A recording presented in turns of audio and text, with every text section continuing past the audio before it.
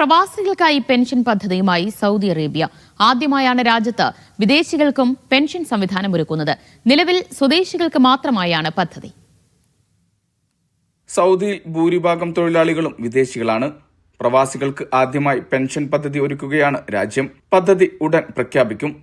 IMF ആണ് ഇക്കാര്യം അറിയിച്ചത്. നിലവിൽ സ്വദേശികൾക്ക് മാത്രമാണ് പെൻഷൻ പദ്ധതിയുള്ളത്. പബ്ലിക് പെൻഷൻ ആൻഡ് സേവിംഗ് എന്ന പേരിലായിരിക്കും പദ്ധതി.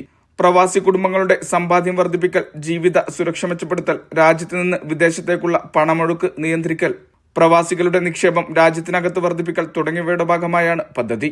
കഴിഞ്ഞ വർഷം പ്രവാസികൾ രാജ്യത്തു നിന്നും സ്വദേശങ്ങളിലേക്ക് അയച്ചത് 14,420 കോടി റിയാലാണ്. മുൻ വർഷങ്ങളെ അപേക്ഷിച്ച് പണമൊഴുക്കിൽ 14% വർധന. പദ്ധതി നടപ്പിലാകുന്നതോടെ രാജ്യത്തെ സാമ്പത്തിക നിക്ഷേപം വർദ്ധിക്കുമെന്നാണ് വിലയിരുത്തൽ. അതോടൊപ്പം പ്രവാസികൾക്കും വലിയ രീതിയിൽ പദ്ധതി ഗുണം ചെയ്യും. Mishal Cherpulassery, media 1, Riyadh.